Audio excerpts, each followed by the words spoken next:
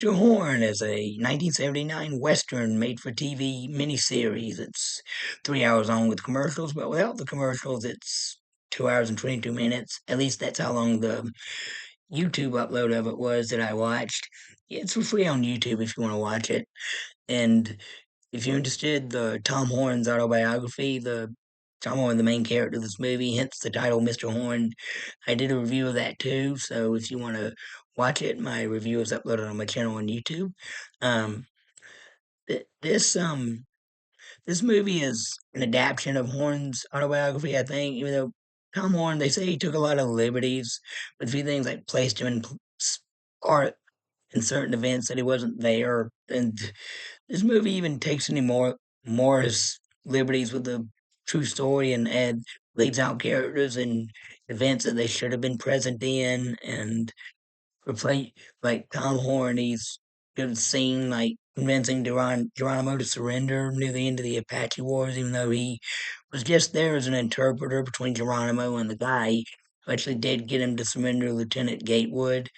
Um, but Horn is shown to be very sympathetic to the Indians, along with his buddy Al Seba, who was chief of scouts in the army, which they were. They were both sympathetic towards the Indians and on good friendly terms with the chiefs, even though they were leading, fighting alongside the soldiers who were fighting the chiefs' warriors. And Horn had a lot of great respect for Geronimo, so did Seaver. The first part of the movie starts off in 1885, and it shows how Saber recruiting Tom Horn to join the Scouts during the Apache Wars, and they actually met like a few years prior to their service in the Apache Wars, where they were working as prospectors. And what does show in the middle of the conflict, where they leave the army to be prospectors, but then when the Geronimo campaign breaks out, they're recruited again to help stop that, taking Geronimo alive. And throughout the movie, it shows some of the battles and skirmishes they participated in, the campaigns they went on, the friendship between Al Sieber and Tom Horn, and David Carradine plays Tom Horn, and Richard Widmark plays Al Sieber. They both do very good in their roles. Like Al Sieber, I think he was in his 40s or 50s around this time period when Richard Widmark is like much older, probably in his 60s or 70s. But they do good with the performances nonetheless. And the supporting cast do a good job. I'm not gonna name all the actors, but one of them, Karen Black, she plays the wife of this soldier who was later killed in battle, and she begins a romantic affair with Tom Horn that's on and off. Like they sleep together in one scene. Then she says, "I want to marry some regular civilian guy." It says, "I don't want to be around the military post all my life and be around all this death and carnage." So they split up, and they reunite years later when Horn's left the army. He's in this western town. They do have feelings for each other, but they don't act on it that much. But but the heat is still there. Manic heat, whatever. Um, the okay, part two ends with the Ger- Geronimo War, and then part two ends with the Geronimo campaign where Horn convinces Geronimo to surrender.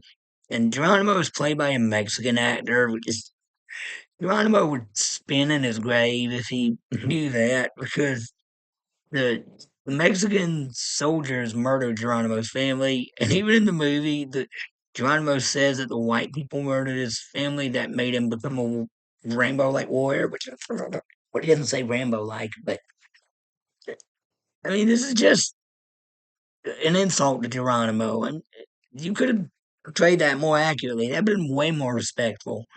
Uh, After Geronimo does surrender, the guy who replaced General Crook, General Nelson Miles, he sends the Indians off to live at a prisoner of war camp in Florida, and Tom Horn and Alceba were both pissed off at him because they knew that the Apaches wanted to survive out in the Arizona and Mexican deserts, and sending them to a swamp land would be hazardous to their health. But Miles doesn't care, sends them there anyway. He also imprisons the Apache scouts who enlisted in the army and helped bring down the renegades. That's terrible. And then part two shows Tom Horn later in his life when he's out west working as a hired gun during range wars, and that's where he reunites with Karen Black's character, and he also gets some visits from Richard. I mean, not Richard Blunt, the character he's playing, and Al Saber, and then one day Horn is accused of murdering a little boy, and when his family is fired upon, the boy gets killed, and Tom is put on trial, and he's found guilty, and he's executed. Before the execution, he's visited by Karen Black's character, along with Al Saber. And I don't think Al Saber visited Horn in prison before he died. He did write write the judge a letter, though, giving his thoughts and opinions on Horn, believing him to be innocent, not the kind of person who would murder a kid. But Horn is hanged anyway, regardless. But well, I like the final goodbye between them, and I'm pretty sure they probably did exchange letters before he died. So the final goodbye, face to face, that is somewhat accurate. And the the hanging at the end, very sad, and then the movie ends. Oh, and this also was released 1 year before the 1980 Tom Horn movie, simply titled Tom Horn, and Steve McQueen stars in him in that movie. And that movie doesn't delve into his like Apache War campaign years. I think it's shown flashbacks here and there, but it's mostly deals with his like earlier life, working as a hired gun and bounty hunter. But I like that one better than this one, even though I like how this one explores Horn's early years in the army. This is a good movie. I give it a thumbs up. A thumbs up. All right, that's my review. If you like it, please hit the like button, subscribe for more great content. Thank you and God bless. Bye.